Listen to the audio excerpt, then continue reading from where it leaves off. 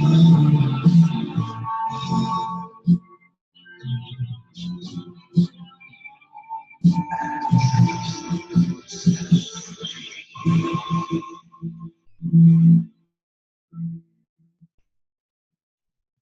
listeners, to another episode of Pateo Radio. My name is Johan Oldenkamp. I'm the host of this show, and the date of today is April 1, 2015. Some people think it's April Fool's Day, but we'll do nothing with that, of course.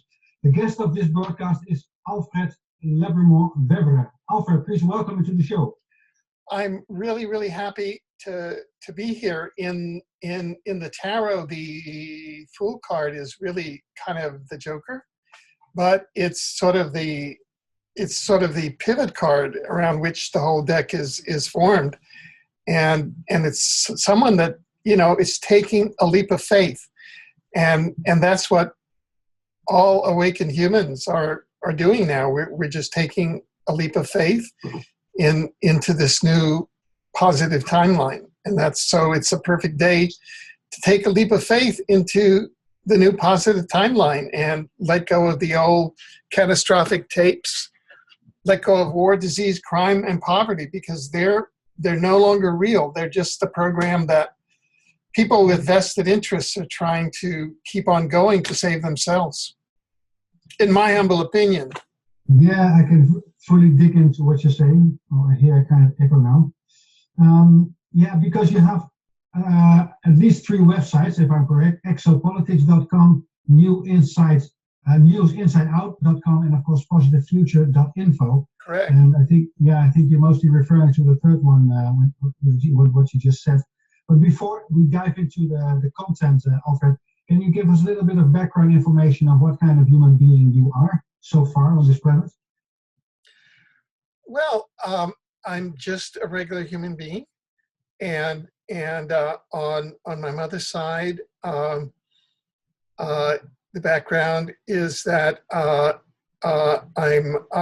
have Taino indigenous background. That's the Caribbean people in the Caribbean area.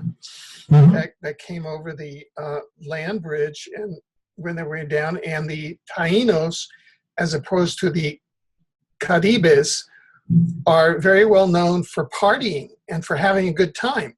And that's how the Caribbean area is, got its music and its parties, and people are always having a good time. I thought it was partially always the African influence, but it's really the Taino area. And on my mother's side, it was always it was Spanish, because it was part of the Spanish came over to Cuba, and also it was Scottish from Scotland, the Chisholms, and on my father's side, it's German and French. So I'm a typical New World amalgamation in the Americas. We have all of the different strains, both of the indigenous that were here, and of all the of all the different races that both the indigenous and then the different settlers here of the Europeans, and my son, his mother was Peruvian Chinese, so my son is Asian also. So that's part of the settlers here, are also from China, from Asia. Mm-hmm. So all different continents have settled in America, both South America. My son's mother, her family, known as WAM, W-A-M, settled in South America, in Peru. Okay. She's now passed on. She's passed over. So it's very international, your background, your family. I looked at your the Wikipedia page on you, And yeah, I was quite impressed, Alfred, for all the things that you've done. And it's a very long list. Well, So you maybe know, can- I had to go through a long battle. It was a kind of a legal battle with Wikipedia to even stay in there, because they said when I started speaking out about 9/11 being an inside job, then some manager from Wikipedia came along and said that I wasn't, quote, significant enough to be there. And I had to go back and forth. And then what made me significant enough was that I was a judge in the Kuala Lumpur War Crimes Tribunal, which had found Tony Blair, the former Prime Minister of the UK, and George W. Bush, along with his cabinet, Donald Rumsfeld and Richard B. Cheney, Vice President of the U.S., and the former Attorney General, Alberto Gonzalez, and all of their lawyers guilty of the Nuremberg level war crimes for the illegal war in Iraq, and also for conspiracy to violate the Geneva Conventions. And then, you know, they kind of backed off and they said, well, I guess he's prominent enough to be in Wikipedia. So that shows the covert control that Wikipedia has, because I began speaking out at the 9/11 conferences, that 9/11, like the John F. Kennedy assassination on November 22nd, 1963, in which there was a coup d'etat in America, which spelled CIA, in which William Greer, who was the limousine driver, turned around and had a pistol in his sleeve and shot Kennedy point blank from a few feet. That's why Jackie Kennedy tried to get out of the limousine.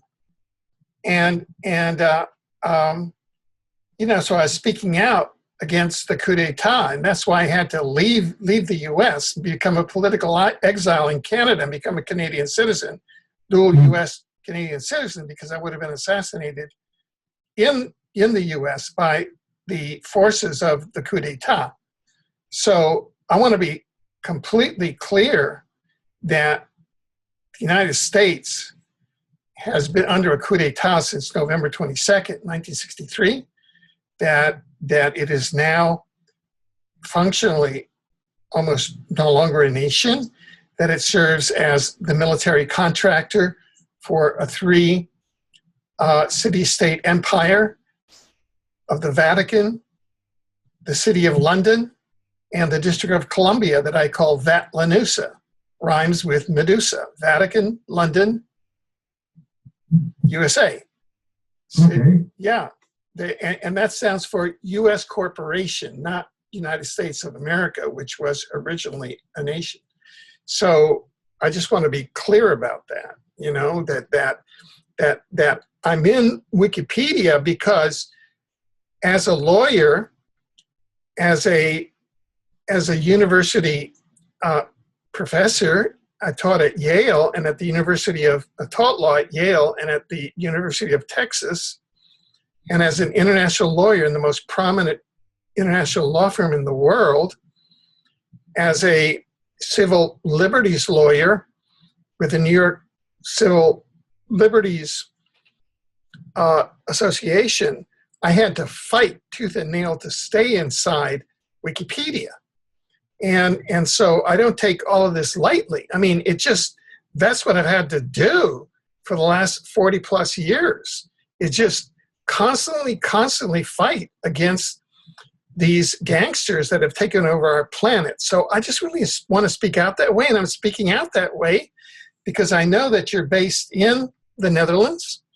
Mm-hmm. And I know that the Netherlands has a tradition of free speech. And you know, I mean, I'm sorry, but your monarchy has a history of human hunting parties at which they hunt young children and youngsters that have been taken from delinquent homes and from orphanages, and they have members of the Dutch army that guard, and then they hunt them and they put their private parts up on walls as trophies. And we have multiple witnesses to this.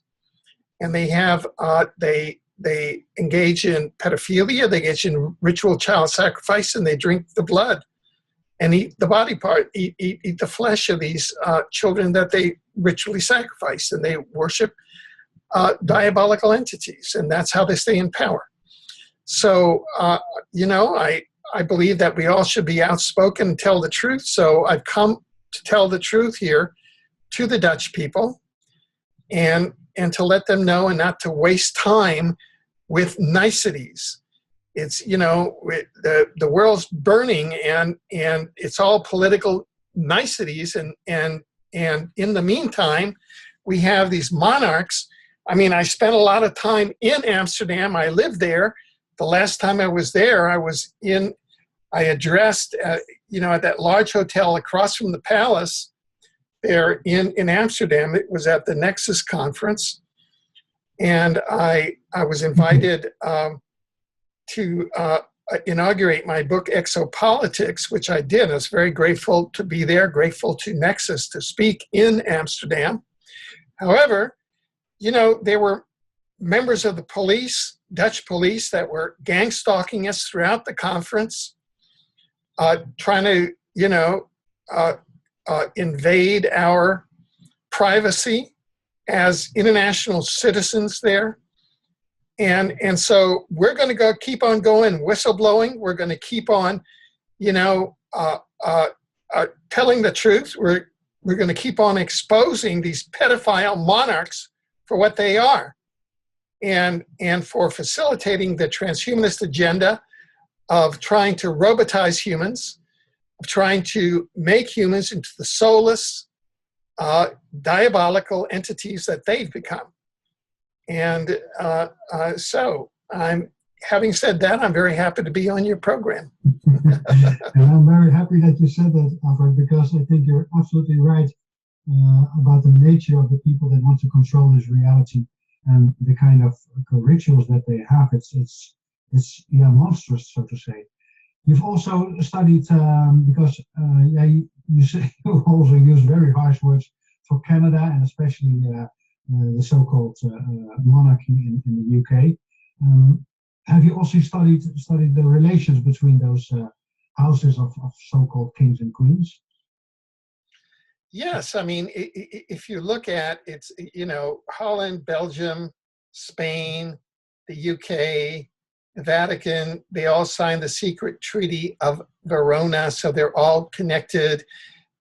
If you go back to Victoria, she began dabbling in the occult, then it switched over to the satanic with all of her sons. Then everybody, all the royal families throughout Europe were her cousins or her grandchildren, so they were all satanic. Adolf Hitler was actually the son of King George V of England and the half-brother of King Edward VIII, his son, and the half-brother of King George VI, King Edward VIII's brother. So they forced King Edward VIII, who was, he actually was a starseed, and he didn't want the occult, so they forced him to resign by setting him up with an MI5 double agent who was an American divorcee, and they forced him to abdicate so that then King George VI could come in as the king in 1936, with Adolf Hitler in Germany, his half-brother, who was, an occultist, a Satanist, and they could have the false flag operation of World War II, where England had a half-brother, a Satanist, on the throne, and they had Adolf Hitler, another Satanist, on Germany, and they just did a big psyop called World War II, and that was engineered by the Illuminati. Skull and Bones from my alma mater, Yale, which is the Skull and Bones was the second chapter of the Illuminati, founded in 1776. And while I was at Yale, I was inaugurated into an underground society called Torch and Talon. a secret society. It wasn't like an above ground called Skull and Bones. We rented a beach house at Branford, Connecticut, and we used to go there twice a week in the 1960s and do what they called encounter groups. It was like a men's support group, but it was really secretly infiltrated by Skull and Bones. And on the night that I told my life story, I had infiltrators for Skull and Bones come in and do hits on me all night. So that's how that worked. Yeah, so it just, this is something that has been planned from birth.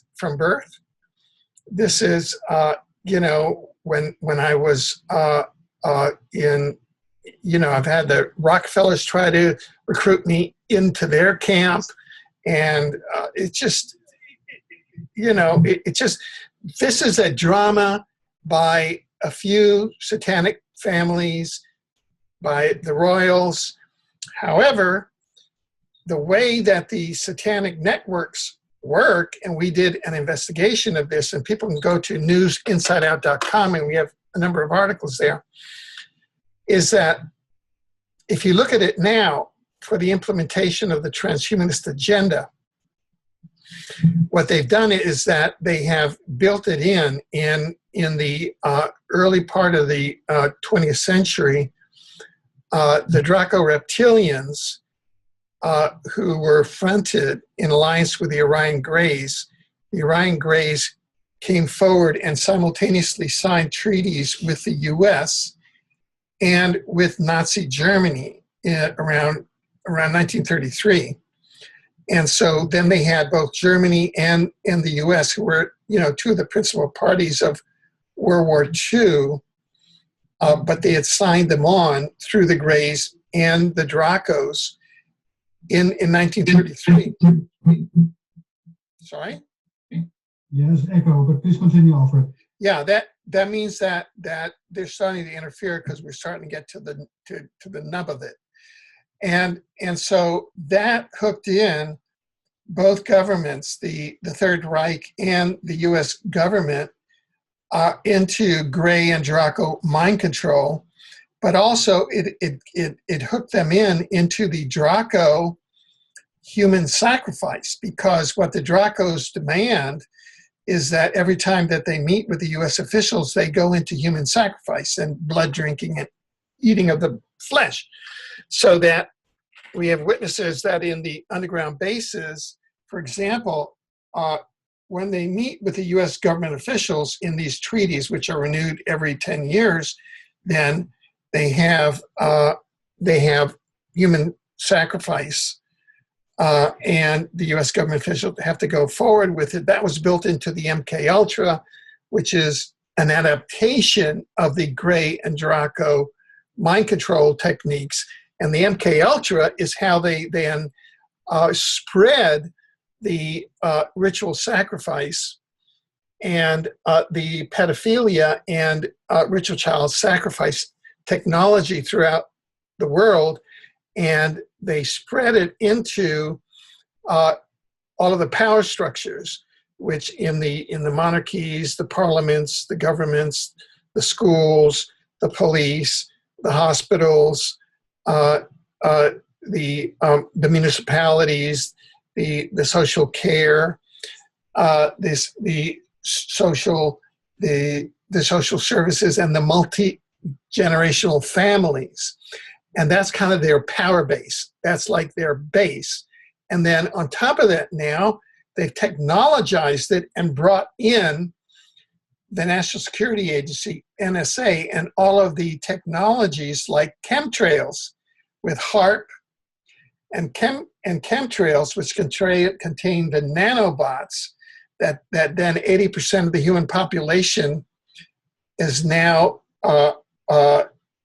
implanted with the nanobots that are in the chemtrails sprayed over urban areas that people breathe in. They go into the bloodstream, they jump the blood-brain barrier, then they're entrained inside the brain by banks of supercomputers, and then are entrained up into HARP with the mind control software, and that's why everybody's either into road rage, apathy, and they start hearing the software that is broadcast out through HARP and other broadcasters. It can be through the electrical system, through the police antennas, through microwave towers. That software is the artificial intelligence, which they think is the voice of God, or voice to skull, which is telling them, oh, do this, do that. And that for them is God. But so that's what they're trying to do with this planet, to take it out of the, out of the light. But people who are, the defense of that is your soul. And the fact is and that's why I wrote the book on the omniverse. My book, The Omniverse, on the Omniverse, you can still get it up until June. Up until June, it's called The Dimensional Ecology of the Omniverse. You can get it either get it at Amazon or go to exopolitics.com, go to omniversity.info, go to a lot of other sites. And in December of 2015, I actually contracted on it to a major international publisher, Inner Traditions Baron Company, that's bringing it out starting in December. It's going to be in English worldwide. They're bringing it out in Swedish. In Sweden now, they're bringing out a Spanish edition, so it'll be in Spain, and all the Spanish, readers. That's a lot of readers, 800 million to billion. South America, Spain, all the Spanish readers in the U.S. It's the first book in the history of humanity written scientifically on the omniverse. The universe we all know, and what occurred is that the universe in the late 1890s, the great philosopher and novelist William James developed the concept of the multiverse, which is the collection of universes. And just to give you an idea of how many universes there are in the multiverse, two scientists at Stanford have now made an estimate, and they say that the number is so humongous that the human mind cannot comprehend it. However, if you went to write it out in text, say in 12-point type on a computer, or you wrote it out by hand, that number would be more than 260 million miles long. That's how many universes there are in the multiverse, and we're inside one of those. We've incarnated as souls into our avatars, which is Alfred, and everybody else watching this program is inside their avatar. And that's how many universes there are in the multiverse, and we're in one of them, and we've incarnated on a planet that's in one galaxy, supposedly in the Milky Way, but some people say that we're now being transported out of the Milky Way directed toward Orion, toward another solar system, because, these are all working hypotheses. Okay, so now, so this book, The Omniverse, is being published under the name The Omniverse. You can get it until June of 2015 at Amazon under the Dimensional Ecology of the Omniverse. Then you have to wait until December when it comes out.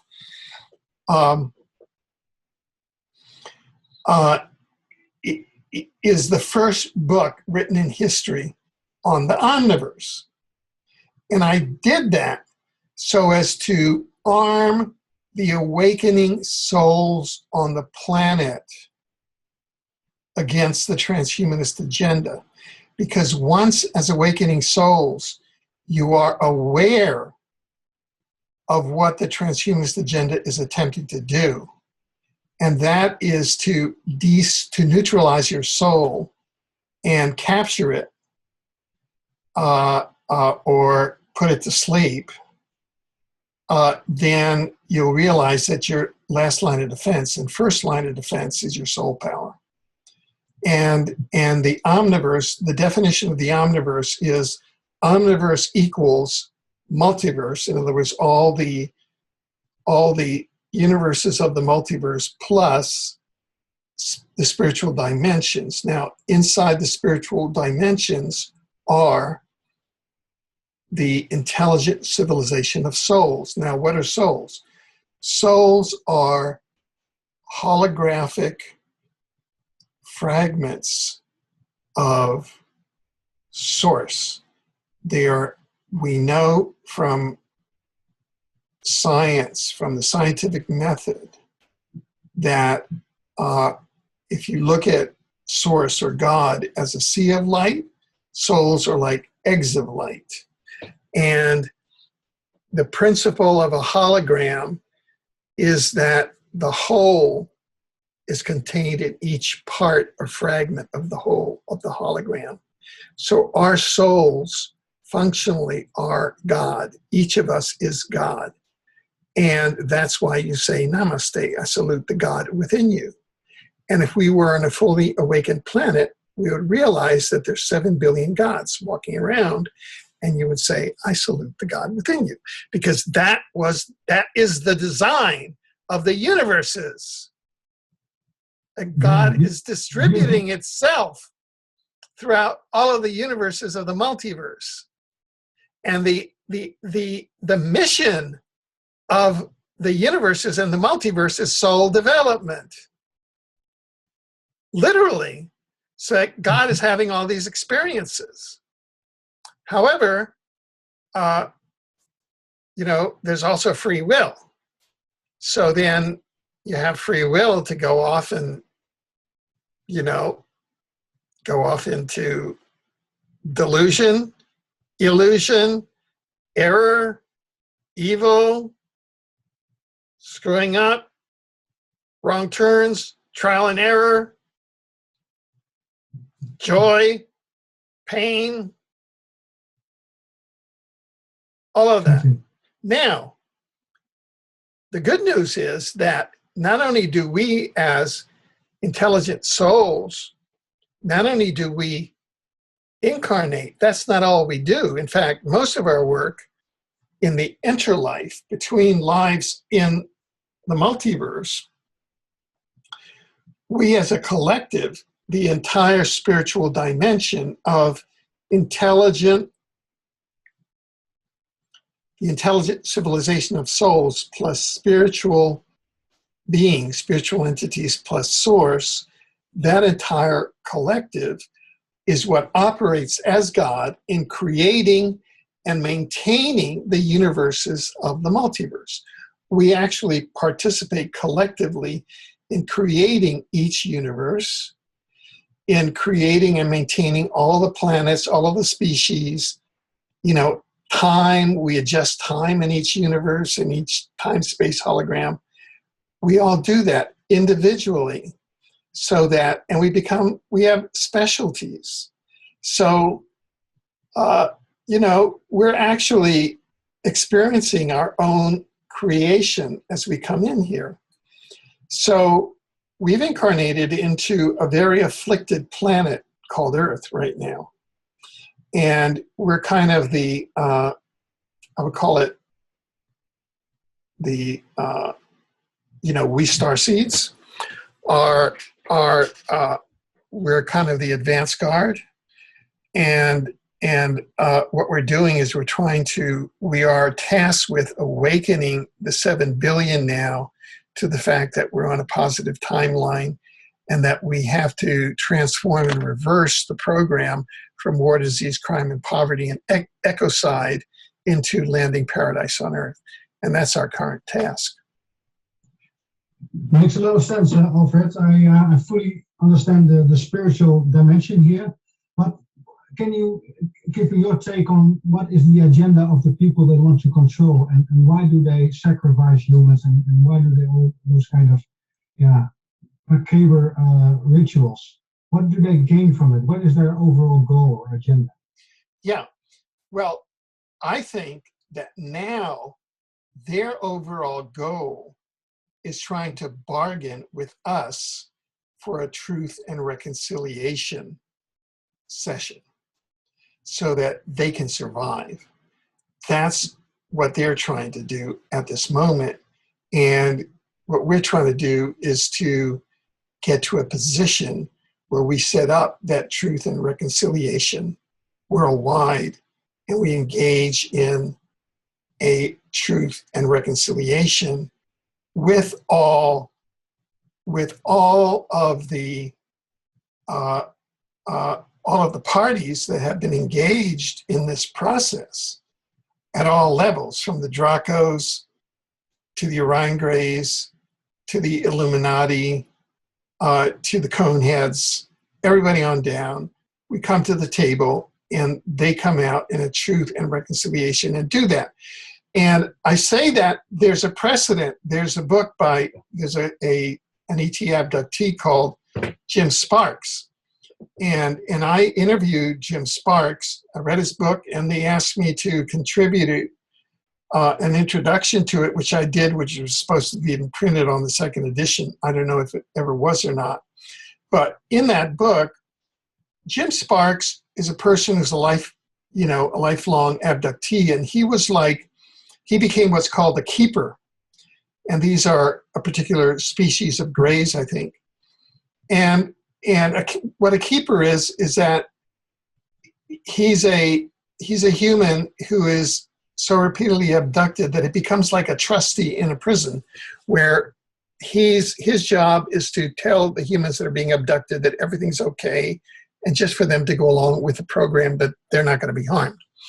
And so toward the end of the book, Jim Sparks relates an episode where all of a sudden he's surrounded by a group of reptilians and greys, and they tell him, look, the message that you have to bring back to humans is this, that the only way out of this mess is a truth and reconciliation.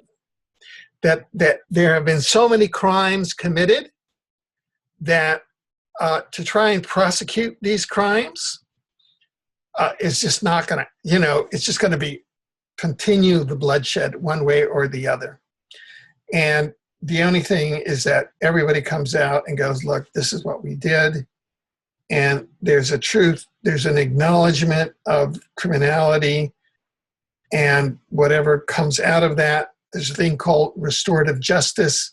If the Rothschilds have 100 trillion, that 100 trillion goes into the human pot for everybody's benefit, and we move on. And, Yeah, sounds good for me. I think that's a better approach than what the guy called Kevin Annette is proposing. He's trying to make all kinds of court cases of public trials. I know that you have knowledge of his practices. Maybe you can comment on that approach and what you are saying here. Well, there's two different approaches, and you see, I've been a war crimes judge, so I've studied this carefully. And here in Canada, there's a lot of study between the two approaches. One approach is called retributive justice, which comes from an eye for an eye and a tooth for a tooth. Mm-hmm. Which is, hey, you did something, off with your head, life imprisonment, 20 years, boom. But if you just kill one person, that's not going to do anything. And so the idea of restorative justice really comes from going into indigenous law. And one of my favorite courses when I was at Yale Law School was called African Tribal Law.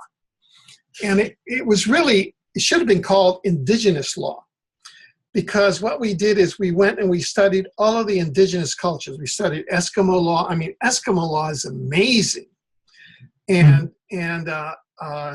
we studied African tribal law. We studied many of the indigenous cultures, because there, the whole community gets together and they try to do a balancing where it's restorative, where people who disturb the public order, they have to come in and try to, and they have to restore the public order. It's not just that they lose their life or they lose their freedom. They have to restore the public order, out of what they did.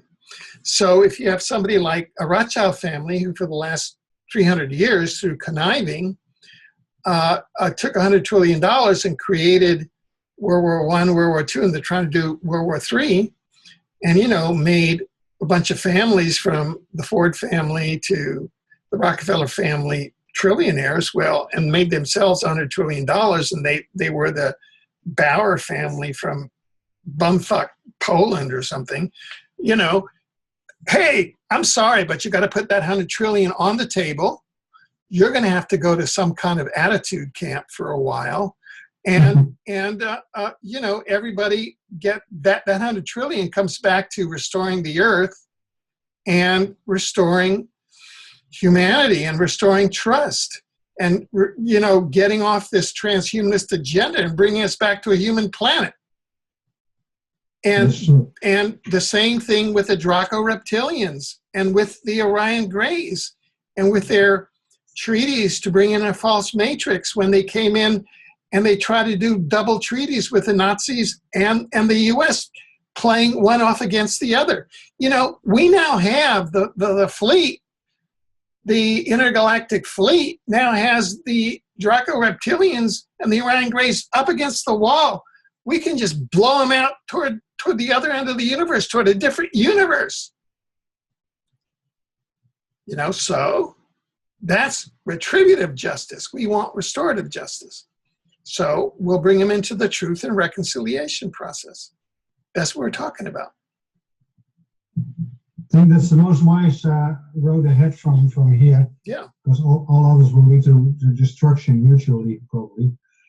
But how do we get there? Because I think of the 7 billion people there on this planet, maybe one very small percentage is knowledgeable about this, but maybe even much smaller than that.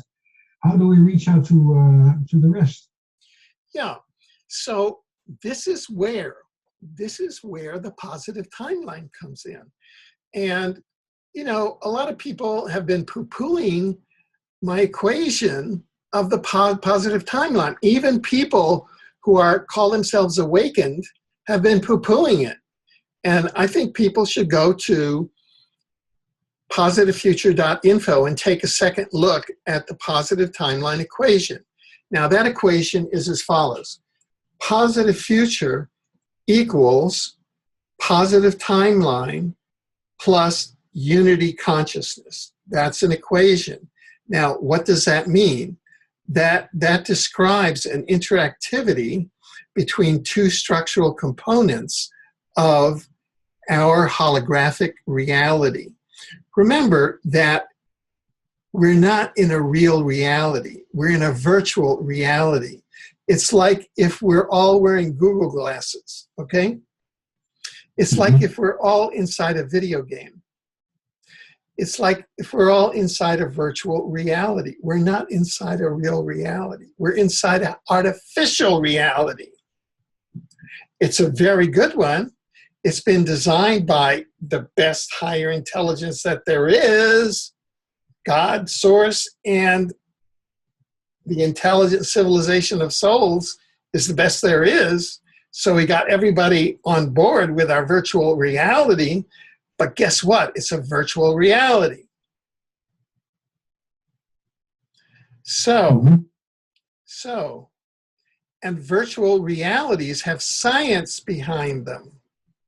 So two of the scientific components of this virtual reality are timelines and two, the consciousness of the people in them.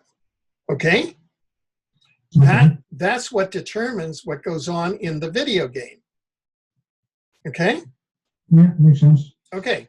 So now, before December 21st, 2012, we had a different video game.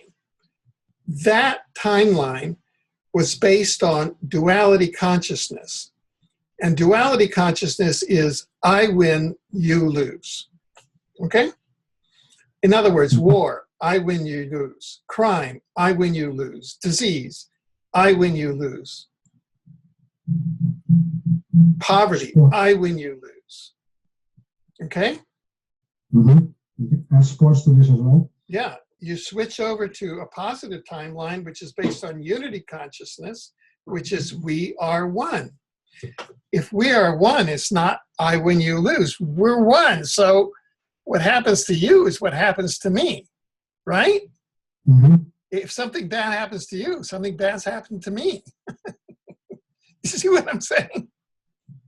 It's a different principles in the video game, in the actual holographic reality. So if you think you're going to raise the biggest army and attack that person and knock them out, guess what? You're going to suffer. You get it? And who's behind all the wars? The Dracos, the Orion Greys, the Illuminati, the Coneheads, the arms industry, all the people on the salary of the consulting companies that have planned the wars, all people that on the catastrophic timeline were just fulfilling the contract for the wars that they've been planning for years. And what about the third one, the Third World War? Is that still on this way, or is it up to us? Which timeline do we follow in your way of thinking? Look, wars are just contracts. War is an industrial activity. It's like saying, are we going to have a basketball game next Saturday? We have two teams. Are we going to have the Reds versus the Blues? Who's going to win, the Reds versus the Blues? You don't have to have a basketball game next Saturday. No, that's true. That ended. We're in a new timeline. War is an industrial activity. Wars were held for multiple reasons. One, to create mega deaths as a mega ritual human sacrifice so that you could create Lush, which is the ritual energy, the energy of the dying human souls that the negative spiritual entities feed on. The Dracos and all the negative spiritual entities, all the satanic and luciferic energies. But guess what? Satan and Lucifer went to trial and they've already been executed. They don't exist anymore. Okay. Yeah, so everybody who's worshiping Lucifer and Satan, they're worshiping nothing. All those contracts are over. So why are we having the basketball game next Saturday? There's no good reason. Blame it on the Jews. Oh, yeah, let's go to the Zionists. Let's go to the Yahoo, Netanyahu. Oh, we got to go to Iran because they're doing a thing, and he comes up with his dog and pony show. What's he doing? He's just fulfilling a contract. The Yahoo. He's behind 9/11. All those crazies, all those Yahoos. Well, guess what? All the coneheads behind the Yahoo, behind everybody, you know, all those bloodlettings and all that, his God is dead. Ultimately, the Satan that he's worshiping is dead. The Yahweh's now bargaining with us so that he gets to live in the positive timeline. So the Yahoo better start bargaining with us so he can live. The humans on the planet who are negative are just now catching on that their bosses are already bargaining with us. That's the truth. And when you talk about us, Alfred, what do you mean by us? Who is that? Combined fleet. The combined intelligent civilization of souls, the combined forces of source and spiritual beings, the entire spiritual dimension, all of the forces of ethical, intelligent civilizations that are focused on this planet, as well as all of the negative ETs like the Draco reptilians and the Orion Greys that are now cornered, and that we're just not wiping them out so that we can have this final reconciliation. See, it's not a final destruction. It's a final reconciliation, because the secret is Armageddon lies within. You've got to reconcile within yourself. You've got to deal within the shadow within yourself. And then we just all come out and go, hey, guess what? It's all over. That last chapter of history where we've all went through wars, disease, crime, and poverty, that's all over. That's an old habit. We just let it go. And people that are traumatized for that, I can understand it, because, you know, we all have trauma within us, within our lives. We've all been abused, you know, had abuse in our lives from birth forward. You know, we just deal with it. We process it out. But we're here to have fun. We're here to have paradise. We're here for creativity. We're here to share love. We're here to share the new paradigm. That's why we're here. This is the paradise planet. And our job is to land paradise on earth. Our mission is to land paradise on earth. And anything that deviates from that is a deviation from the blueprint of earth, in my humble opinion, and as demonstrated by science. And I show you the omniverse book. I'll show you, you know, multiple evidence in that regard. Wow, yeah, I'm not sure how to respond there, Alfred. You don't have to respond. That's just a statement of what is. Yeah, I really look forward to this process of opening up, of forgiving and starting afresh with everybody, from a kind of tabula rasa, from a new sheet, empty, blanco, and start afresh. And I wish more people would understand that is possible, because I think that is our ticket out of the misery. Our ticket out of war, disease, crime, and poverty. And guess what? War, disease, crime, poverty is all artificial. It's not, it exists only in our minds and in the minds of those who think that it exists, because it's not part of the structural components of the time-space hologram, the virtual reality that we're in now. That ended with December 21st, 2012. Great. I have some questions from listeners, Alfred, if that's okay with you. We have, wonderful. Yeah. One is about Mr. Michael Challenger. You already also know him, and the question is if you are back on speaking terms with him, because I thought the one who asked the question thought there was some kind of disagreement between you two. You know, I'm really glad that you asked that question.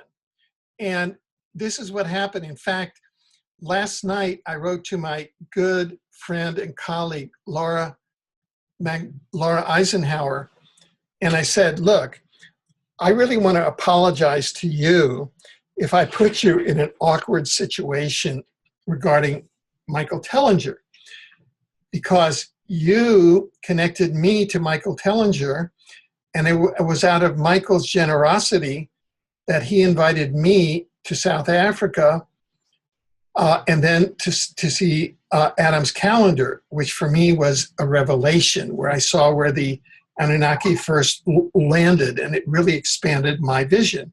And Michael has been most generous, and his friend, Louise Clark, have been most generous to me, okay? And I was fine with Michael. And then there was an incident which occurred at a conference called Contact in the Desert. It was the original Contact in the Desert, where both Michael and I were speakers. And I was there. I was kind of hanging out, getting ready to have lunch. And Fernando Vosa, who's an advocate of new energy and is a very visionary person. He's a mutual friend of Michael and myself. Came over to him. He says, Alfred, would you like to join Michael Tellinger and I for lunch? I said, sure. So I got my tray, I got my lunch, and I went over to the table, and Michael was there with Louise Clark and some other people and with Vosa, and they were having lunch, and I came up, and Michael looked up at me and says, what's this hanger-on coming to join us for? And I felt really insulted and degraded by that remark, okay? Mm-hmm. And, so I sat down and I kind of, tried to understand that man. And I saw that he was kind of operating from ego, and perhaps he didn't know that I had been invited to go there, but he was just like putting out this ego. I mean, how do you say something like that to a fellow speaker who's been invited to join you at a table, to call them a hanger-on? So I fast forward to 2015, and Mel Vey, who's the founder of CCN Network, which I believe you're also with, then asked me if I would interview Credo Mutwa, who's a great prophet in South Africa. And I had great admiration for Credo Mutwa because I did a series of exposés on the 2010 BP oil spill,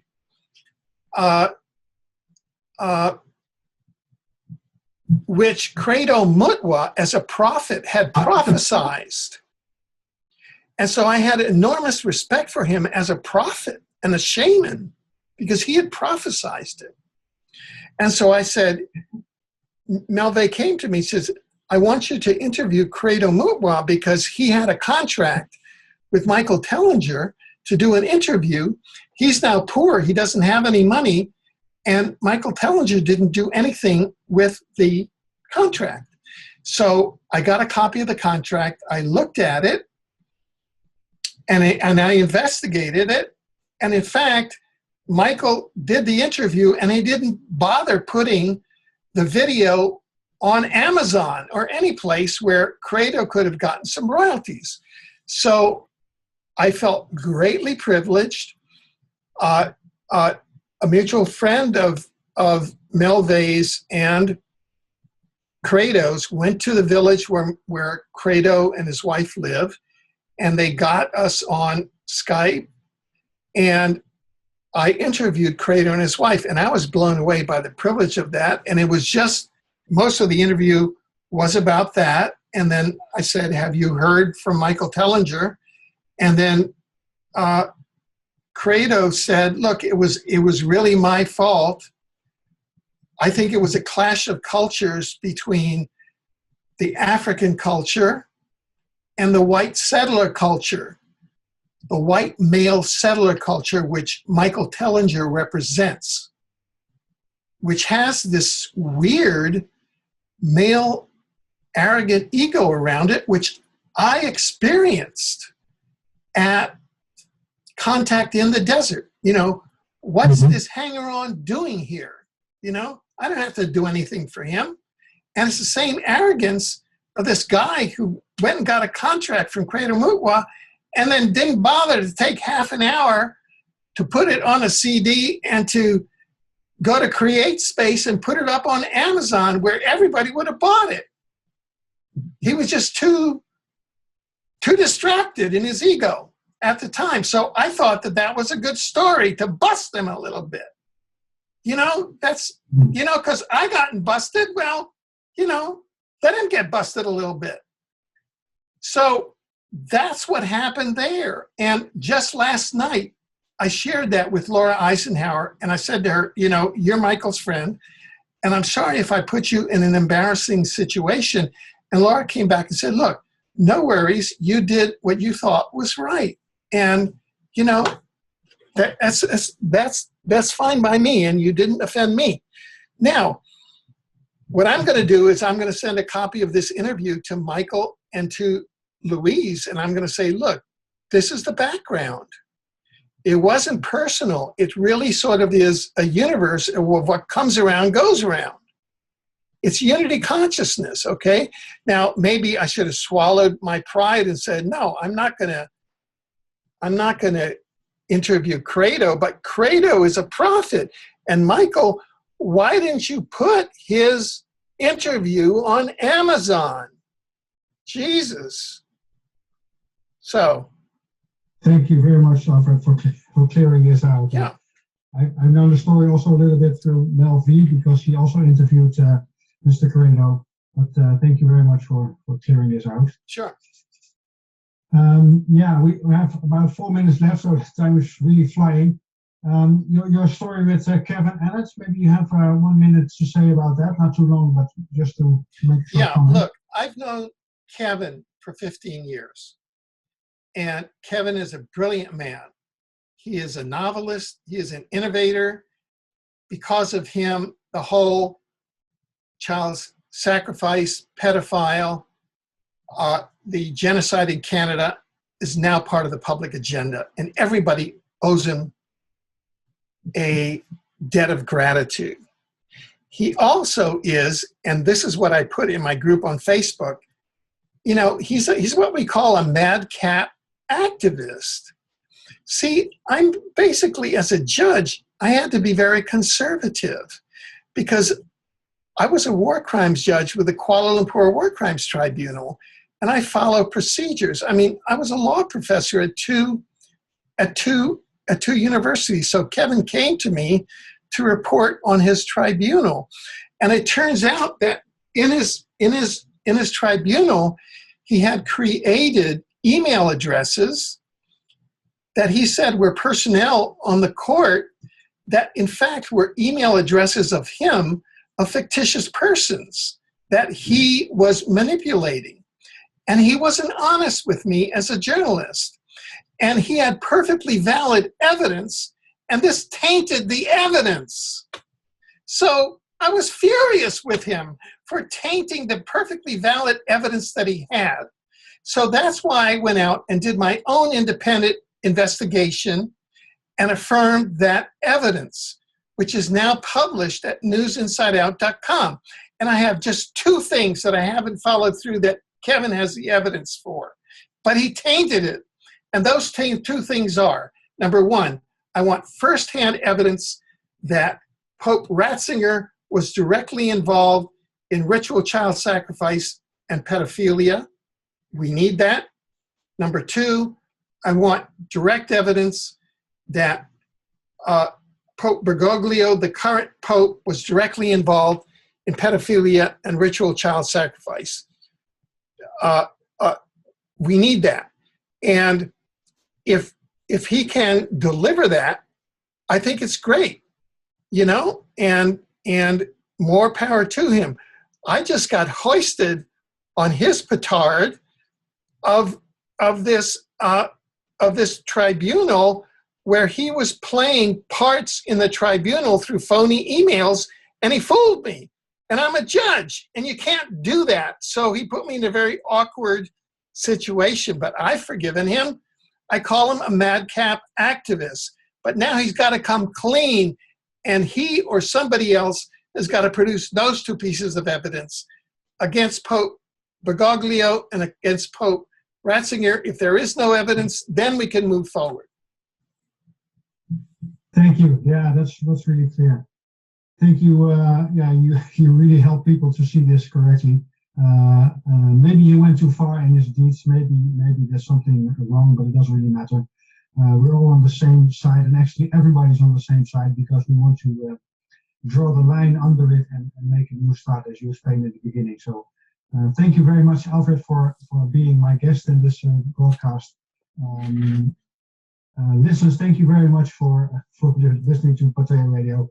If you have a short comment, Alfred, we're already out of time, then you can make a final how do you call it, statement.